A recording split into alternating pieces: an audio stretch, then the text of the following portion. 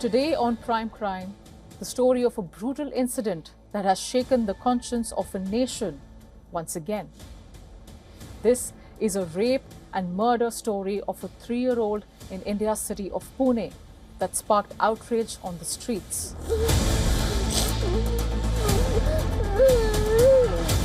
In a quiet corner of Nasrapur village near Pune, life was moving as it always does.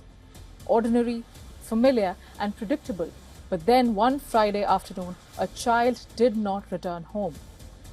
A 3.5-year-old visiting her grandmother for summer vacation.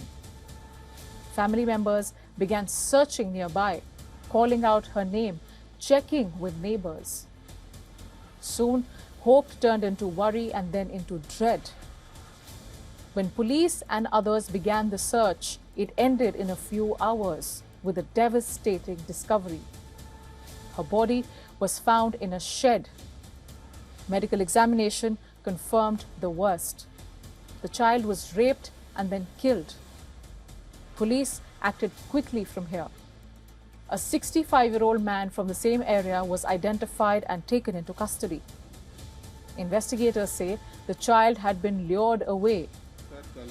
The accused is a 65-year-old man who lives in the surrounding area. He lured the girl and did this. We arrested the accused within an hour of receiving information.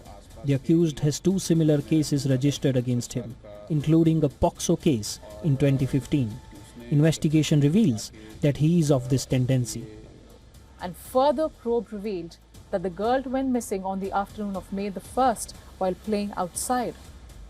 CCTV footage captured the accused, 65-year-old Bhimrao Kamble, leading the girl towards a cattle shed, allegedly luring her with the promise of food or of showing her a newborn calf. Her body was recovered in the evening under a heap of cow dung. Soon, grief turned into outrage. Anger spilled out onto the streets.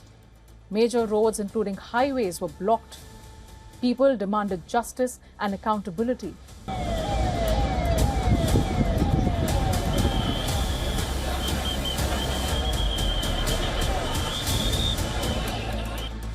These protests soon became a wider cry for child safety and systemic accountability.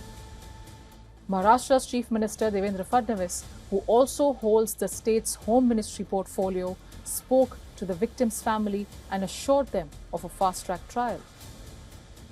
More recently, on May the 5th, a 6-member special investigation team had begun probing the case. Now, the Maharashtra government has demanded capital punishment for the accused. This is a condemnable and tragic incident. The accused has been arrested. I would like to request the High Court to give us a special public prosecutor. We will demand capital punishment in the court. The opposition parties, on the other hand, have rained fire on the government over law and order. They demand that the state implement the Shakti Act, a law that was passed during the previous government, and it provides for the death penalty in cases of heinous crimes against women and children. However, it is still pending approval from the central government. Our question to the Maharashtra government and police is that if this man had 2 cases against him, why was he out on bail? Had he been hanged earlier, perhaps the lives of 2 children could have been saved. As politicians and activists visited Pune to meet the family, the victim's father issued a public appeal, asking them to stay away. Many people are coming to meet us. My family and I have only one wish. Until and unless my daughter doesn't get justice and that demon doesn't get capital punishment, I humbly request all politicians not to come and visit us. The accused on the legal front has been booked under the provisions of Bharatiya Nyaya Sanhita and the POCSO Act. Reports also suggest that this accused man may have had a prior record. He had previously been charged with sexual assault not once but twice before. But on both counts, he was acquitted. This discovery is raising questions about oversight and prevention. Who failed? Could this have been prevented altogether? Could the child have been saved and still be alive?